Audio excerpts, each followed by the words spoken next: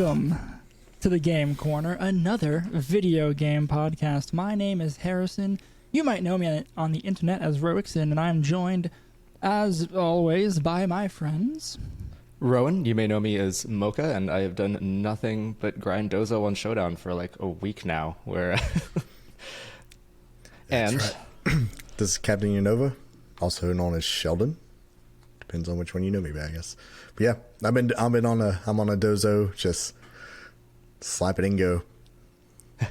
You know what I've noticed? Completely unrelated to the Dozo. I don't want to hear it then. I don't want to talk about anything unrelated to the Dozo. I don't know, man. So anyway, there's this big fish that eats a small fish and gets just the best Omniboost in the game. You're only Mocha on Discord. All your socials are your name. Yeah. And in video games, you guys don't. You know that thing we're supposed to do apart from Pokemon. I'm Mocha in pretty much all games. I do like have a thought on that we can discuss offline, which might be a fun thing we bring in for next episode. Speaking of other video games. What? I thought about it like 2 hours ago. I was like, "Ooh, that's a good idea," but I'm not going to say it now because we're theoretically live. Anyway, so Don Dozo, how goes the Dozo?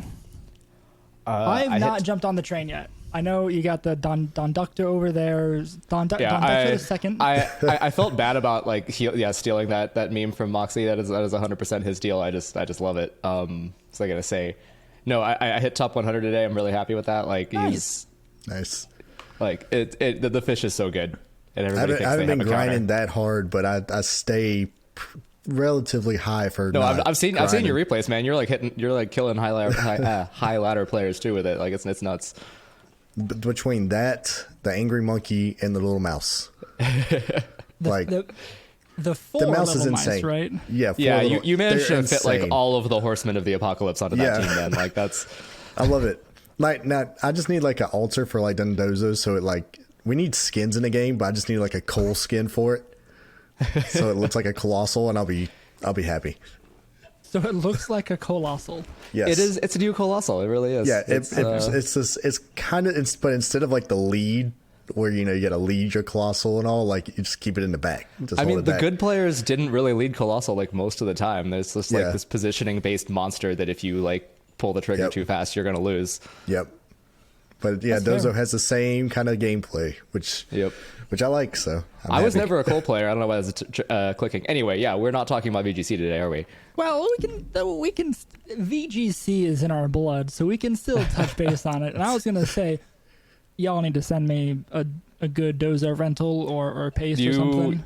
You are welcome to my current paste because I'm gonna switch it up again in a couple of days. So yeah, do it up. I will look into that. What else is up with y'all?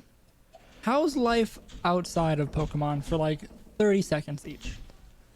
Oh, does that exist? There is no life outside of Pokemon. You got it. Oh, that's been my whole life lately. I haven't had a Pokemon life in the past week and a half or so. Yeah. I don't know, man. I don't know. I went really hard for traveling around Thanksgiving and then work travel, all that. I wasn't in my own house for 2 weeks. So Christmas, I get to just chill out at home. We're seeing my wife's family for 6 hours the day before Christmas. And otherwise we are just drinking and playing video games and having a good time for the entire Christmas break. It's going to be good. That does sound like a fun time.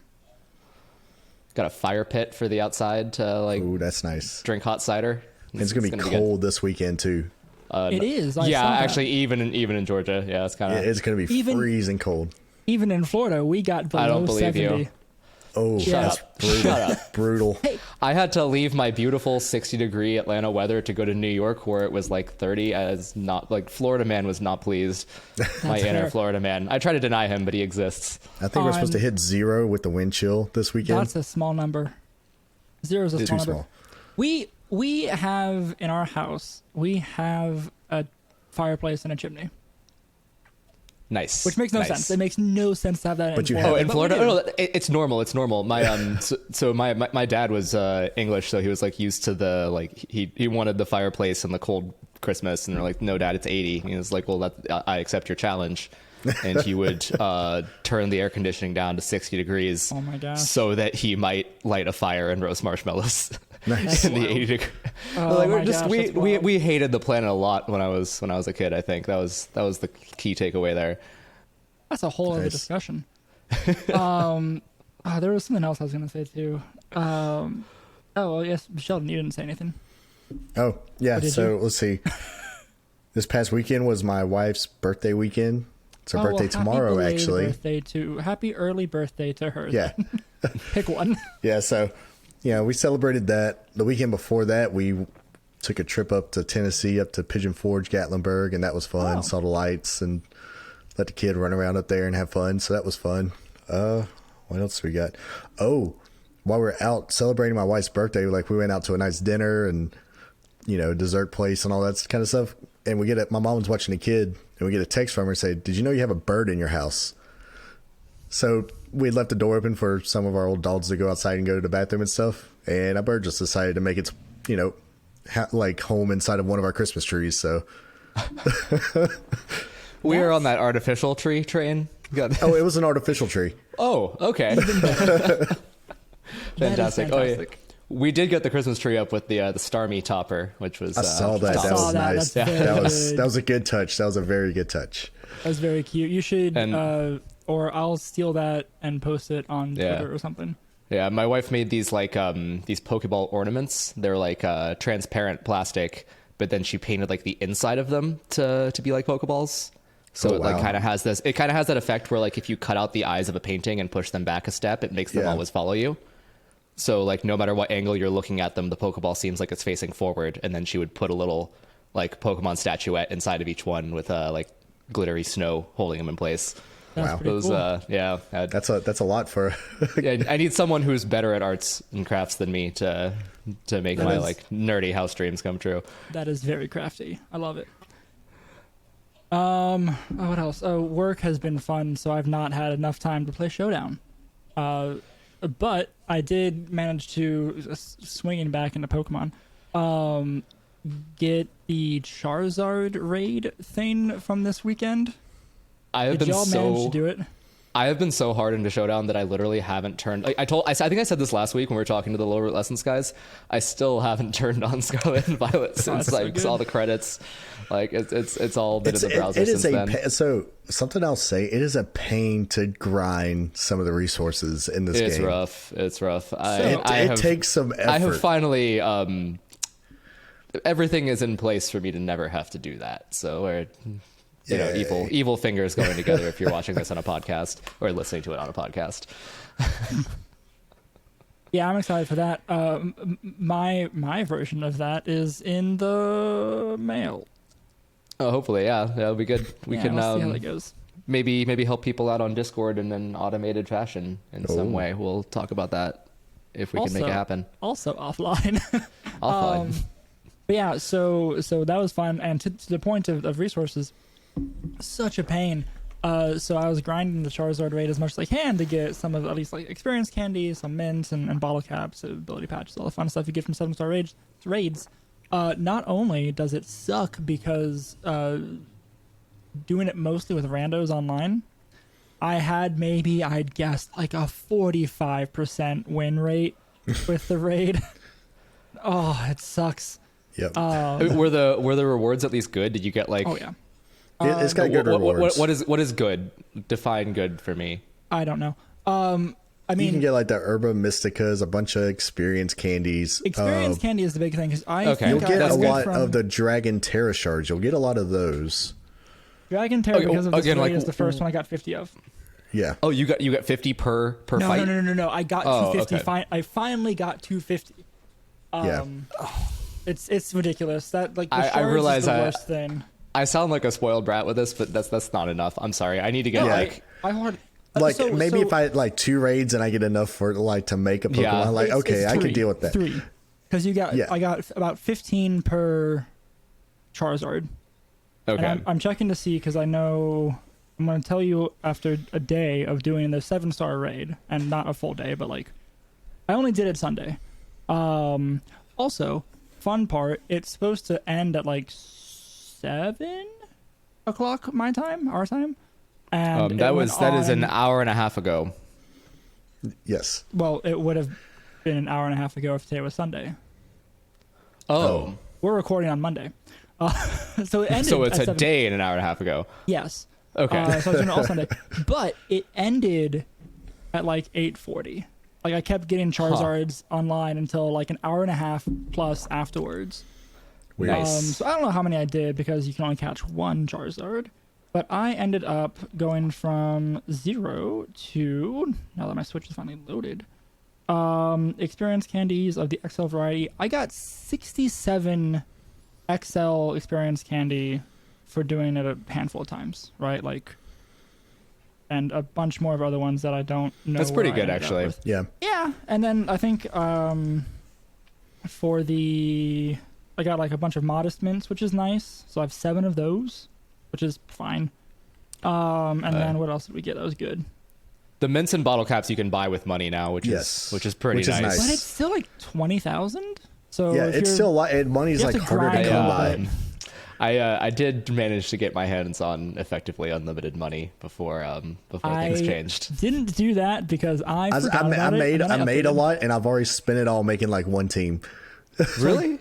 Yeah, I spent a lot making one team. How many ability patches did you have?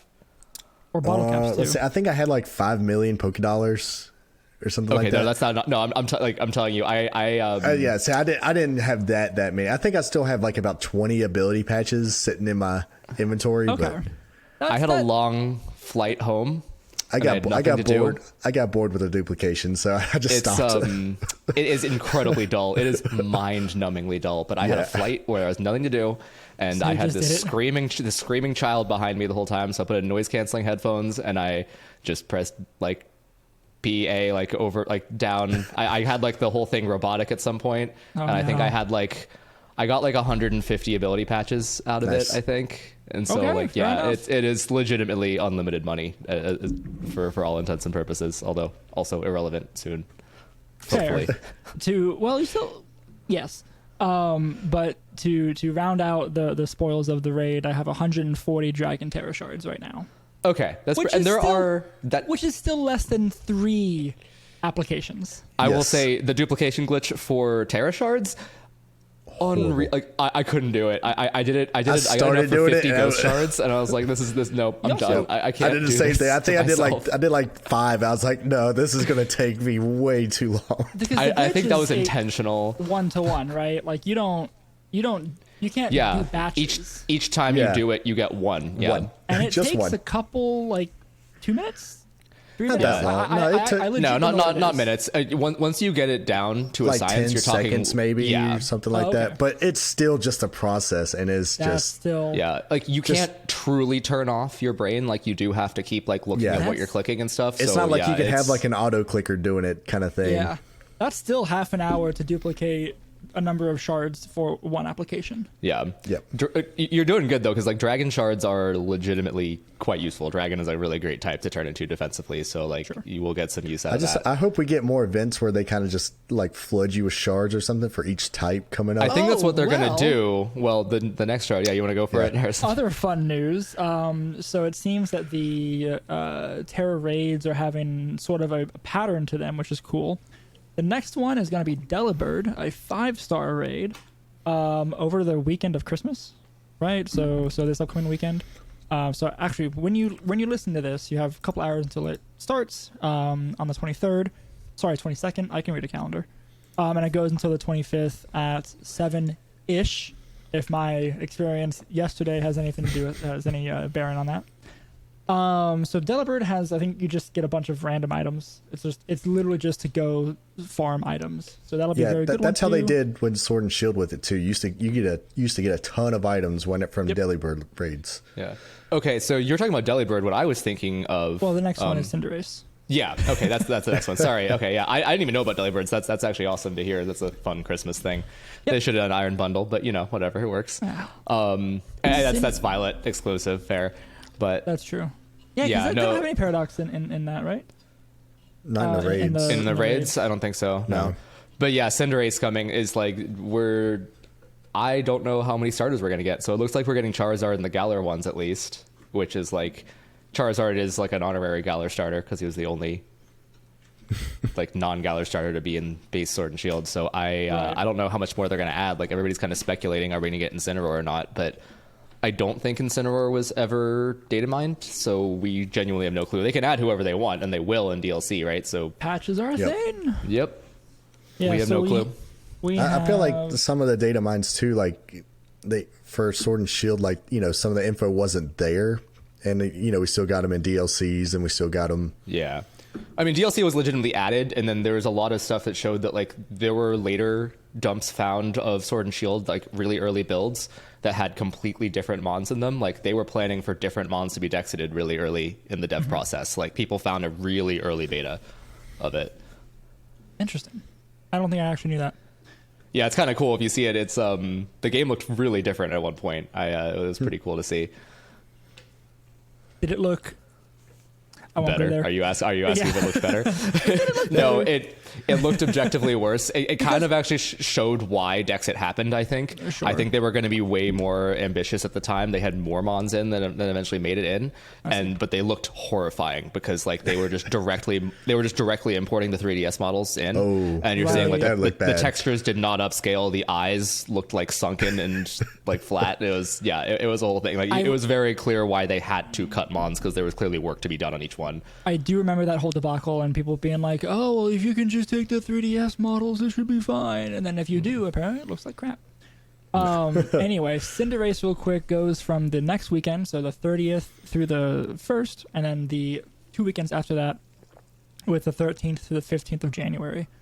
So we have one weekend there where we don't know what's coming up, but it's the same-ish pattern we had before with Eevees and Charizard, and then they just threw in version exclusive raids too. So we'll see.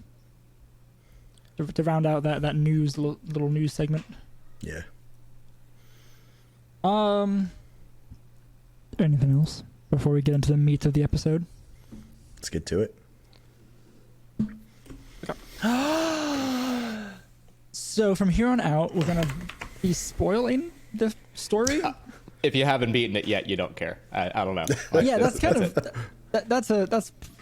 well, I know some people who unless you're getting it, if you're getting it for Christmas or something, fine. But it's a good warning. I'm not being nice right now. It's been a while.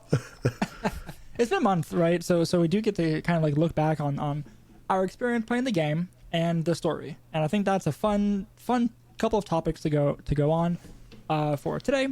I mean, looking back on when the games first came out and we first took our steps into Paldea, and we were immediately hit with frame rate drops and bugs and all the stuff that people kind of crapping on the game for. What do you guys think? Right, so I'm looking back a month later, and also with the patch that came out that did something to help, I think. How do you all think? What do you think of the technical status of the game?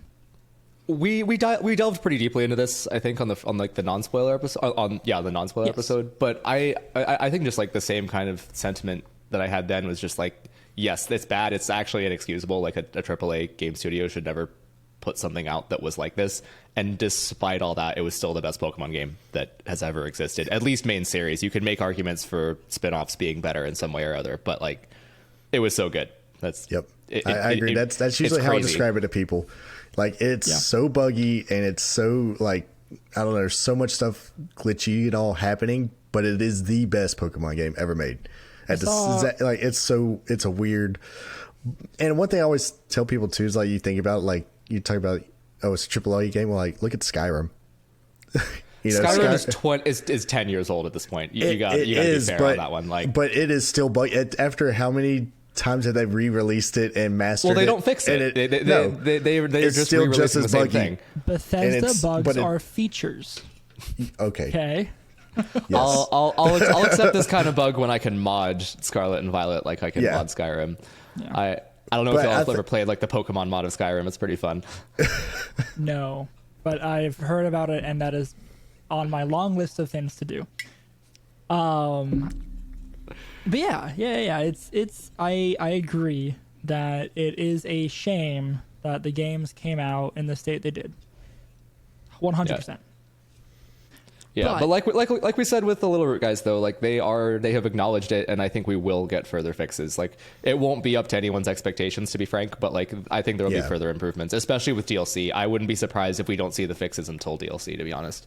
Which it gives them a little time to kind of really put some work into it. Do it right. Yeah. I have definitely had times where they're like, hey, this like there's a bug in the code. It's like, well, I can fix it the right way, or I can fix it the out the door tomorrow way. And they told me, and then something else is going to break on the back end. And It's like, and the out the door tomorrow way might make something entirely unrelated blow up because spaghetti. Coding.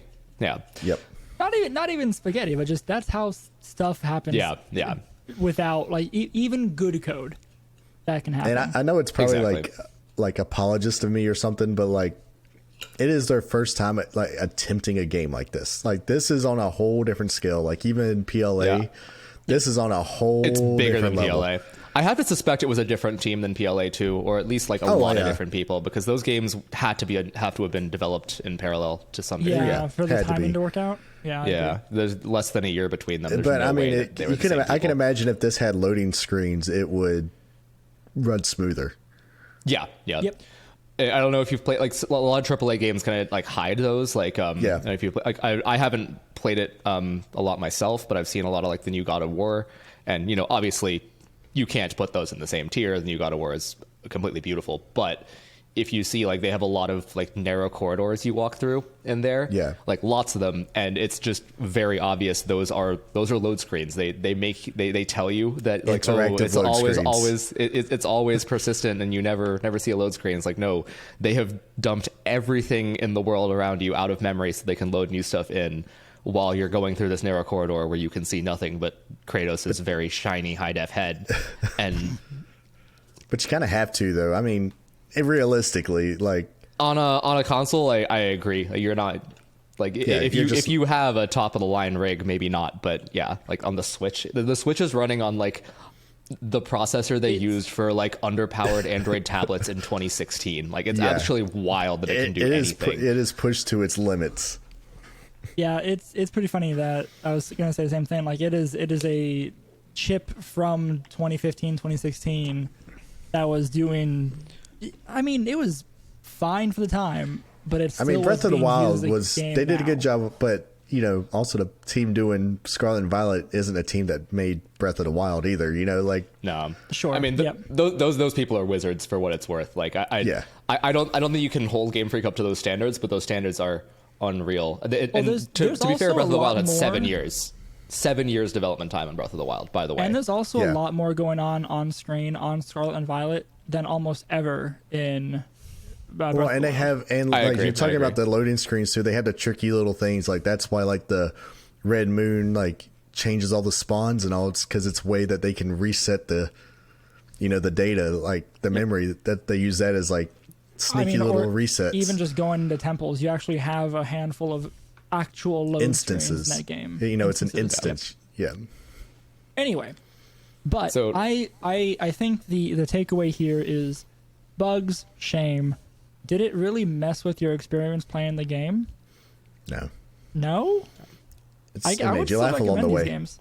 Yeah, I think you got to be fair. It was a negative, but it didn't make it unenjoyable at all. I still had a great time.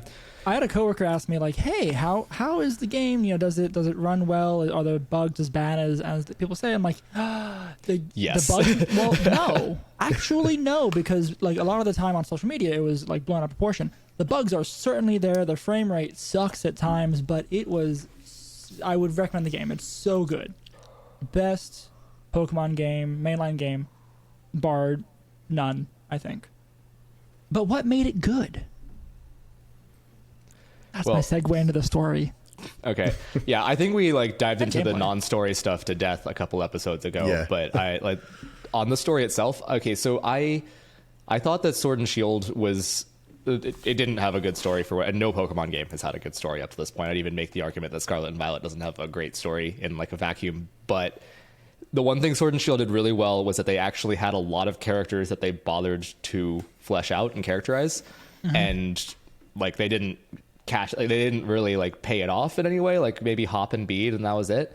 But this game gave you those characters that it developed. Like I think by the end, everybody like loves Nimona and Arvin and Penny. Like they're like a really cool cast of like 3 main side characters, and like all of the like minor ones, like the principal Clavel or the Clive impression was hilarious. Like all that stuff. Like they did all that, but then they paid it those off. 2 different characters look so similar. Gosh, they're so lazy. I But remember like, using models.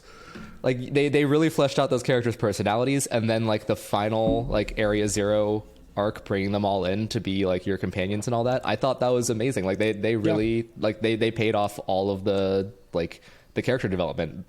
I think those are the best side characters there's been in a Pokemon game, and I don't know, it seemed like a decent JRPG plot, which I've never seen from Pokemon before. Hot take, Gen 5 story is awful. Black and White is not a good game and is not a deep character.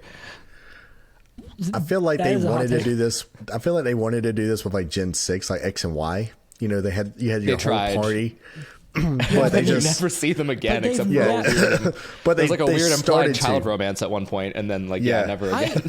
I looked at a chart and people were like, "Hey, who's the best like team of 3 side characters in the last like so many games?" I'm like, "Who are all of these? I don't know them."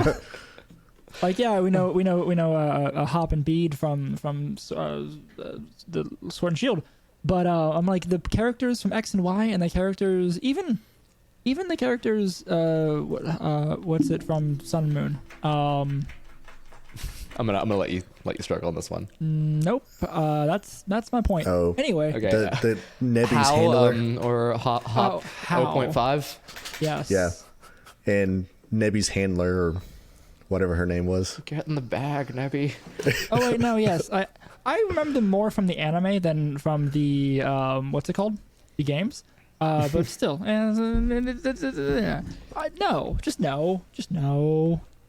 Nothing compares to the ones that we have in this game. Yeah. So, what do y'all think? So obviously the 3 side characters we like a lot. I think had the most character development and fleshing out of any. I think a lot of the characters in this game had that compared to any other Pokemon game, which was great. The 3 stories focusing obviously on each of the characters, and then coming together at the end. Do you think that paid off? And like, do you think it landed well? Personally, yes. But I did cheat. Not literally cheat, but I used a guide to say which level things to do in order. So I think I had a really perfect ramp for it. Yep. Don't worry about that. That's gameplay stuff. Not just gameplay. I don't know. It made the flow really good, and I feel like it was almost. It is the intended order. Like, even though they make a big deal out of being you can do whatever you want whenever you like. It felt like everything, like one thing flowed into the next very nicely. But the story will stay the same. So even if you do something kind of out of order, like with the Titans, the story progress of that stays the same. Like the cutscenes. So if I fight like a level 40 Titan and miraculously beat it at level 20, it'll do the same upgrade. So it won't be the same upgrade, but you'll get the same interaction with Arvin. Okay. Yeah. It's always so they're in order. They're numerically ordered, so they're going to happen in the right order. I think it did pay off because it allowed us to like get to know each of the characters individually. Like it was good. Arvin's story, man. You talking about? I haven't had a heartbreak in a Pokemon game till I played this. I didn't expect to get emotional. They do the fake outs like, oh no, you get the dead dog this episode. Like, deal with that. Nah, JK, we can't kill a dog in Pokemon. Yeah, it was like, I was like, what? How? Why? I thought he was like being something shady. I was like, oh, is he like? Yeah, they played it off he like bad? Something like, because the first cutscene kind of cuts out, and you're like, what's this dude talking about? What's going on here? Then then the second time, like, oh, he's got a dog that's almost actually dead. Like, what? Yeah. Okay, so I don't know if I'm watching like too much like HBO style shows where there's always like some twist and someone's evil, but I had that suspicion about literally every one of the 3 characters. I mean, I didn't know that Penny was what's their face? The person on the phone. Yeah, Cassiopeia. Cassiopeia. I didn't know. Didn't know that? When it basically said, "Hey, look, I'm Cassiopeia." I did not. Okay, I was clearly not doing great there. But yeah, like I literally thought all of them were evil at some point, like, okay, once they told me that Nemono was basically, once someone gave the comparison that she's basically Pokemon Goku, I was like, great, love that. This all makes sense. I was about to say, how would it work? Because you expect her to be evil. She was not evil, and she's like the purest person. She seemed creepy. She seemed like horror. Okay, she used literally the phrase, "I'm waiting for you to ripen." I like that's a little that's a little Hansel sus. and Gretel stuff. Yeah, I thought she was gonna like trying to raise us up so she can like sacrifice us to the Pokemon gods or something. I don't know. Yeah, I'm clearly watching some like different material. That's you're definitely you're definitely on something. No, she was just on some Goku vibes. Just want you to get stronger. Unabashedly positive though, and it was at some points a little creepy. I'll give you that, a little much. But I mean, in the end, it was cute. Yeah. Oh gosh, I had other segues I was trying to think of. Okay, what did you all think of the champion, the La Primera? Like, I love the Indian representation, but I honestly kind of felt like she was the weakest champion, like character-wise, we've had. She didn't really like do anything or say anything. She just kind of like shows up and is like, "Hi, I will battle you. I will send out my Glamora last," which is a horrible decision. Like, what? Also, that I thought of that too. Yeah. She was, I think, one of the weakest characters in the whole game. Yeah. Because one of the things I love about this game is how much they give, like, the gym leaders even have a bunch of personality. They all have motivation. A job. They all have something. I love Larry. Right? Larry is life. Like, Larry's so good. But, like, again, you just have general Japanese businessman. You have baker. You have artist. You have snowboarder. You have rapper. You have... Rapper. I kind of cringed on that one. I'm sorry. It was hilarious. But if there was ever a time you needed voice acting in a Pokemon game, it was having to read. It might have gotten more cringy if they added voice acting. It might have, too. But at least like, but don't sit there and make me have to read like someone rapping and trying to figure out like what the beat is. Like, you got to read it in time. I think the point is that they didn't actually have a beat. Yeah. Yes, that's probably true. But they gave all those characters, like, again, side jobs or motivations and just some depth, the smallest bit of depth. But something we've never had before from like gym leaders. And they had La Primera, and she's like, "I'm just the chairwoman of both the school and the Champion League, and I am a very good trainer." Like, okay, cool. That was Leon to a degree, but like Leon had a personality. I don't know. Leon had a personality. Leon was great. I actually really liked Leon. And also, if we're talking about like weird story beats, I think we said this in another episode, but like my favorite part about Sword and Shield is that all the important stuff for the story happened off screen when Leon fixed something. Yeah, that was great because that's what the champion's supposed to do. It's not good for storytelling, but it's very realistic. Yeah, I was like, why are you entrusting this to a 10-year-old? It's very like it's a meta call or whatever for like the story because like whenever you become champion, everyone comes to you for the problems, not the person taking the league challenge. Yep. Like Gen 1 is just horrifying from beginning to end. Like, oh yeah, you're a 10-year-old taking on the mafia. Yeah, every other gen like has some kind of pretense for like kicking a 10-year-old out into the world, but in Gen 1 your mom's just like, I think all children do this, get out, and then you just go fight the mob. Just don't go into grass. Get a Pokemon before you go into grass though. Yeah. So, what were between all three storylines and you even mentioned like the fourth storyline and I guess the fifth storyline, if you want to call the post game a storyline, the school tournament thing, just going back and fighting the gym leaders again, which was fun. It's the Elite Four. It's your money. It's the money grind that you can do repeatedly. It's a star tournament like they had in Sword and Shield. It's just yeah, which is neat. I'm looking forward to grinding that for money, I guess, and experience. I mean, there's you get more dialogue. It's fun. Yeah, you get to see more of the characters, which is cool. Yeah, you get to like some of the teachers and stuff. Yeah, because that's always a sad bit of like some of these games too, whereas like once you beat them properly, a lot of the characters literally don't appear again. So at least there is like a way to have them interact without starting a new game. Yeah. Yeah, that is a very cool, very, very good callback for those characters. But in all of that, what are some of the, I would just say, highlights of the story, of the gameplay, of whatever, of exploring Paldea? What It- was some of the best parts for you? It wasn't long, but I actually really liked the Area Zero portion, Yes. like the fourth leg. It had really big JRPG Kill God vibes. Yeah. It did. So Like, that, yeah. yeah. So Oh, like sorry, whenever you step into it, it's like the atmosphere they set up. That is the best. Like I didn't want to like continue the story just because I wanted to like soak it in, because the music changes and it's a very It's ambient, very ominous, yeah. very ominous. Like the lighting is different. Like I think there's parts where you don't even have like access to your menus, where you literally just walk or just walking, talking with your friends. Which is Like cool because it's- you get more of that dialogue too between the characters, so you have Yep. a little more of that story to flesh out. Yeah. Yeah, that was my favorite. Like I just wanted just like to sit there and just enjoy it. Like I just took my time strolling, letting the characters talk and everything, see their interactions. Yeah, that is And one like- that I am sad I didn't stream or record. But Yeah, I just like I have played a lot of JRPGs where it's literally that that environment, like almost blindingly bright sunny plain. Yeah. That just like, and then it becomes really dark for some reason. Sometimes the sky blacks out. In this case, it's because you literally go underground. But like, yeah, it was just very cool. And then like the Robo Professor reveal also was great, which I think made sense for Violet. I found out later that Scarlet also just made Sada a robot, and like, but she's a Yes. cave woman. I don't get so, it. so I had this discussion with a friend of mine offline.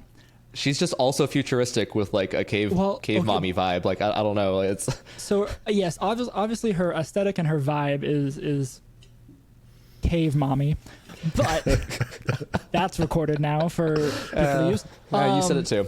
Yep, Sheldon, you have to say it now. Say cave mommy. We all did it. Cave mommy. Fantastic, thank you. Boom. Anyway, Soundbite. make that your ringtone. Anyway, so the thing is she was obsessed with the past, and you had you had Turo obsessed with the future. Both of them made a freaking time machine. So why is it so hard to think that even the past person can make a robotic AI to assist with making the time machine? No, it's not odd. It's just thematically weird. Just because of the, I just don't 'cause of the know. aesthetic. What else could it be though? I don't know. can't I want her to primordial find like blob. I want her to It's like- find like a I want her to be an actual like barbarian cave woman who stumbles upon like a mythical like primordial soup that sends you back in time. I don't know. I don't care. Some mythical, not science based explanation for why she got to go to the past. No. This is No, yeah, I'm no, just- no, I'm just not gonna say no. buying it. Okay, okay. No, that's so wild. I mean, like, because The whole, okay, But- you want to talk about realism in the Pokemon universe? Like, I don't absolutely, know. you have Okay. giant crystal cavern that powers. She goes back in time and magic she time sends machine. she sends also forward a magic AI. robot. Have you seen Futurama? You know when they Yeah, make the okay, robots I've out of rewatched wood? it like 30 times. Yeah. Yeah, you know the robot's made out of wood. Like so, Yeah, she goes yeah, back there in we go, time yeah. and she sends that one, and so you're fighting a wood robot. Okay, but then you still have a robot with an AI powered by the crystals that you're around. Yeah, but it's wood You can- because it's primal. You can make it like magic. I don't know. Okay, so if you look at like we were talking about Breath of the Wild. Breath of the Wild has like it has tech, like the whole theme, like the Sheikah slate and all that. It's technology, but it's like ancient Aztec magical tech as opposed to like circuitry and stuff. Yeah, but no. Okay. Well, it is what it is. It's fine, and I got the superior Yeah. version, so I don't care. But Okay, but we Sheldon and I, we got cave mommy. that's, Yeah, we that's got the fair. cave mommy. Yeah. Anywho, Yeah. I all thought that it was. aside. I thought it was a fun twist. There's a chance that I went through the whole game inebriated, so I missed like the very obvious tells. But like I didn't see that twist coming. Penny I is didn't. Cassiopeia. I did not see the And Robo the big Professor boss or twist whatever. coming. I don't know if you guys did. So what's interesting is when you first meet the professor, you meet her or him, whichever one, on that TV screen, right? In Yeah. Clavel's office. And then after that, it's only on the phone. And they say, you have student name student number XY7384, like, so, like, Yeah. clearly, like, But there's I just assumed of, they were very impersonal. I don't know. I mean, obviously, yeah, it is some foreshadowing, but like, yeah. And then you only ever see them on the TV, so it's like I was expecting them because I had it spoiled that the professor was an AI robot thing. Okay. So I was like, ooh, is it like a not a robot, but like just a whatever AI picture moving thing, not a completely digital, not robotic, right? So will I only ever see them on a screen? And then I'm like, oh no, you actually have to go fight them in the giant crystalline room. But I thought it was a decent like twist though compared to the usual, just someone jumping out like, haha, I am the bad guy. Yeah, and it pays off Arvin's storyline really well too. And it's like, I didn't expect them to go the dead parent route. I'll be real. That doesn't sound like your standard Pokemon twist. Like, I mean, they took a lot of standard Pokemon tropes and turned it on its head, right? The professor does not give you the Pokedex, does not, like, the professor is the bad guy, kind of, right? Like, there's a bunch of weird twists that this game does that isn't necessarily normal for Pokemon, which I think is good. Yeah, it's a different twist because every other game up till this one follows the exact same formula. But even this game's story has that formula, and then they just do something a little different with it and split it up. Yeah, but it's expanded upon. It's not just the same stagnant story like we're used to. Which, going back to what Rowan said earlier about Gen 5 being bad, I think Gen 5 is great only because they did something different. Even if what they did different was not good. At least they tried. At least they tried. They did try. I mean, I think the fundamental flaw with Gen 5 was that they tried to do man, we should really think about this like glorified dogfighting thing we do. No, wait, that's the franchise. We calm down, slow down. We can't tear ourselves down that much. Yeah. But yeah, I think that's, I don't know, good games. All in all, good games. I saw a TikTok, or yesterday, sometime, joking of like, hey, should I get the Pokemon games? No, they're a buggy mess and they have all these problems, yada yada yada yada. Oh, so we shouldn't get them? Oh no, they're great. No, you should. You should get 2 of them. You should get 1 each and get on that. It's so good. Which is just it is what it is, and it sucks because I hear people slandering it because they had a bad first impression, which is fair. You can't fix the first impression. Yeah. It's more justified than the trees in Sword and Shield. I will say that. Yeah. Yes. I'll give it that. But if you push through and get used to it, the bugs, and really like, the bugs aren't as bad as the internet says. They're not even bugs. Like, you won't run into actual like game genuinely breaking. you won't run into things that are genuinely not working unless you break it with the multiplayer. If you just play, if you play the standard single player, what you will run into are frame rate drops, which are bad. They are really bad. Or just kind of little glitchy things like, whenever you start a fight with a gimme goal, like my trainer will like just stand on top of it, and my Pokemon jumps out behind me and is fighting it through me. There's like positional stuff where like because it does the battles in the overworld, right? So people have managed to make it so like you slide down a hill as the battle starts or something along those lines, right? Like you can get some funny stuff to happen if you break it. The number of tweets of little videos I've seen of Fuecoco sliding into a lake it's just chef's kiss. It's so good. But yeah, so good games overall, and I'm looking forward. I'll get Scarlet and play through it because I have to for other reasons. So I'm excited. I will say the tutorial is really nice if you're playing through the game like for fun. It is a pain if you are playing through it because you have to play through it. And Oh, I forgot about that. I entirely forgot about that because I was doing that for stream. So it's long. Let's go through it. Yeah, no, it was actually it was not like Sun and Moon where like even the first time like get me off of this island. I hate Melly so much. Right. But it's still pretty long and kind of slow, but still good. Yeah, we are, I think, coming up on time. Yeah, Rowan's it's only time for me. So if y'all want to keep going, that's totally good. But I do have to hop off in 3 minutes, unfortunately. Okay, real quick, because I do want to have one little bit more of stuff. DLC thoughts. In Area Zero, did you read the books? I did actually, yeah. So And- there were like that alludes to like the Suicune and Verizian looking It alludes sketches, to right? something. Yep. It alludes to a creature that is generating the crystal. That does the terroristillation and the power for the robot and the time machine, yada yada, all that stuff. So, what do you think that's going to entail? I think it's going to entail our restricted format. Okay, that's a fair point. That's very correct. Story-wise, I have no idea. I don't know which direction they'll take it. Like, I couldn't have predicted Crown Tundra or Isle of Armor storylines. Like, Those were nonsensical, but yeah, I think they'll do a better job with it than that. I hope so. I mean, obviously we have that corner of the map that we can't get to, right? Yeah. And people are theorizing like South Kalos is a thing, and I'm like, that's gonna be wild. Yeah, I mean, I would love to see it, and Yeah. like the whole Spain and France thing. Like, if you're really going off of what the regions are influenced by, then it works. That would be super cool. It would be the first game that actually did a previous region since Gold and Silver. I think there's a reason they haven't done that since, is because it's a massive undertaking. But DLC is the time to do something like that. So yes, You think it's definitely this game possible. Runs poorly now. Wait until you have all of Just- Kalos in 3D as well. we're just you gonna wait. have the Pokemon like MMO where we just open up the entire Pokemon world.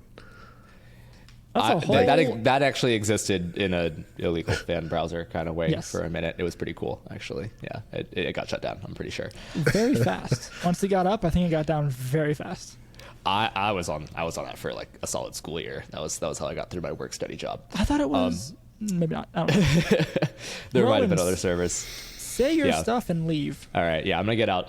You can find me on Twitter, Rowan W Hall, YouTube, Rowan Hall. I haven't put up anything since Sword and Shield because work and life, but I have plans for some competitive content. Not necessarily even laddering, just like things you can those find in the meta, videos. how to counter them. It's gonna be good. So yeah, awesome. You guys have fun. Sorry, I have to bounce early. No, it's fine. Yeah. We have weird recording schedules. All right. See you later. Bye, everybody. Later, man. I honestly have no idea what we're going to talk about. Yeah. Because that was all I actually had planned for the discussions, I think, more or less. Yeah, I think we hit it. I'm happy Cool. with it. And I guess we missed Rowan for the outro by like 2 minutes. Yeah. Okay. I guess we'll just outro. Let's do it. What are we talking about next week? Oh, next week is going to be my thing I have to talk with y'all about.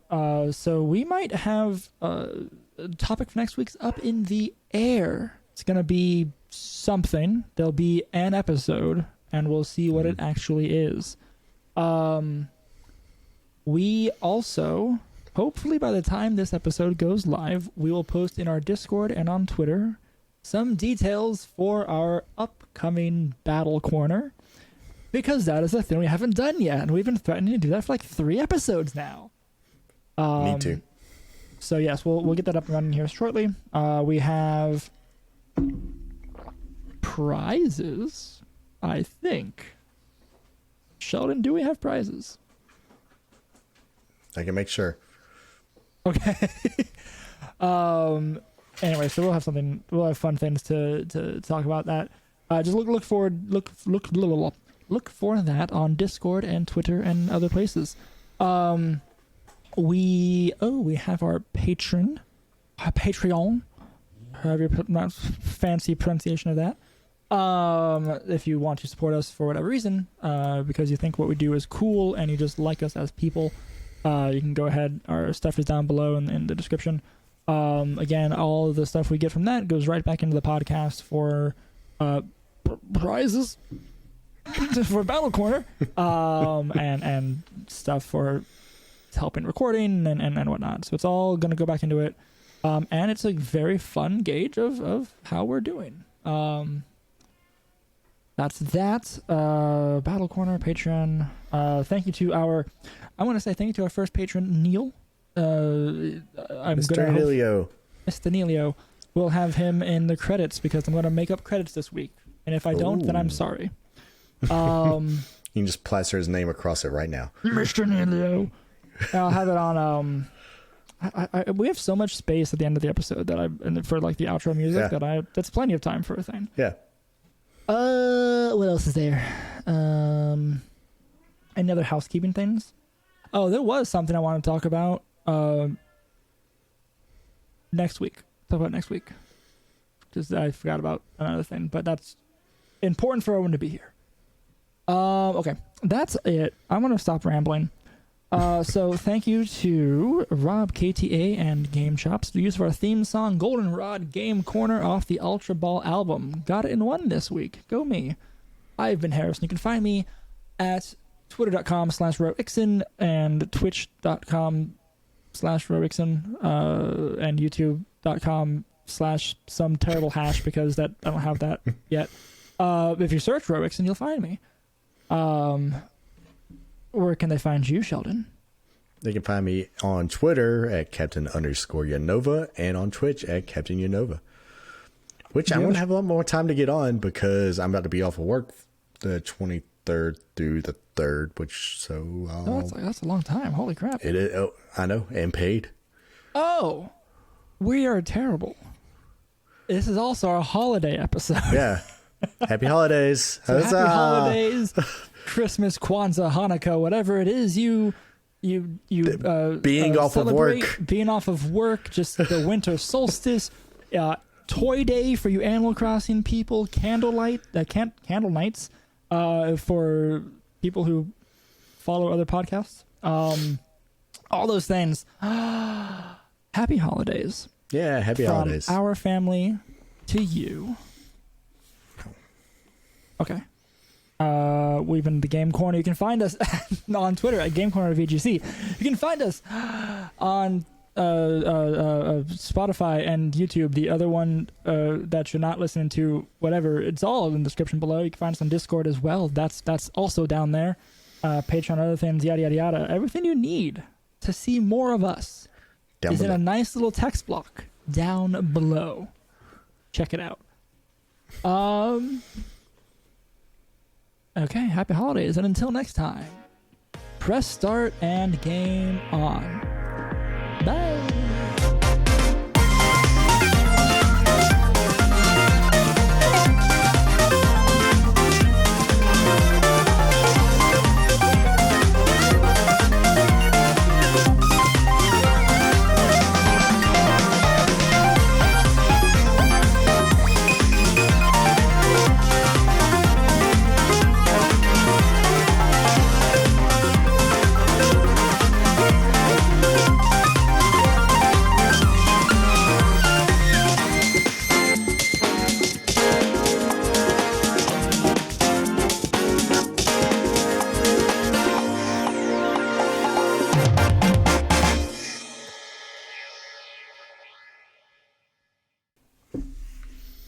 We did it. We did it. Somehow, we got through it.